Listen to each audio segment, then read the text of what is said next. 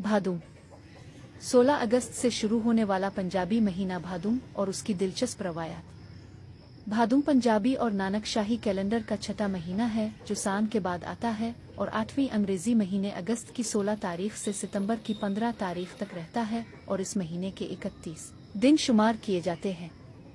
भारतीय और पाकिस्तानी पंजाब में सान और भादुं बारिशों के महीने हैं जिसमें मावन सावन की बारिशें हाड़ यानी जून और जुलाई की शदीद गर्मी के बाद गर्मी का जोर तोड़ देती हैं। इसीलिए भादुं को पंजाब में अच्छे मौसम वाला महीना जिसकी गर्मी बर्दाश्त के काबिल होती है तसव्वुर किया जाता है।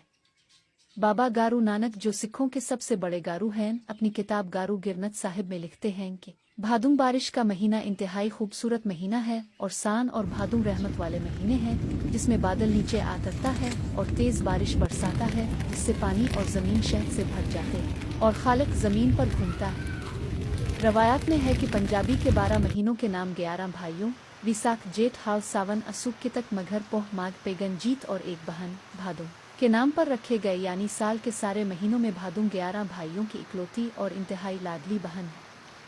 मजीद रवायात में है कि भादुं जहाँ इंतहाई लाडी और मीठी है वहाँ मुनजोर निकी चिड़ तीखी और चाबुने वाली भी है। इसीलिए इस महीने की गर्मी अगर तेज हो जाए तो इंसान पसीने से शराबूर हो जाता है। इस महीने में हुआ अगर चलती हो तो इंतहाई सहाना मौसम होता है और हुआ अगर बंद हो जाए तो सांस भी बंद हो जाती है।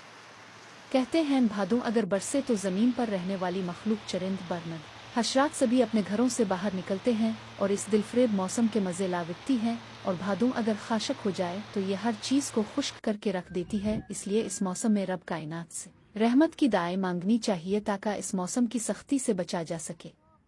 भादुं के मुतालिक कहा जाता है कि ये जेठ और हाड़ की शदीद गर्मी को ख़त्म करने के बाद जब खाविद ख़त्म होती है तो अपने वजूद को खोने के साथ ये ज़मीन पर बहार को जन्म देती है और मौसम को ज़मीन वालों के लिए इंतहाई खुशगवार बना देती है।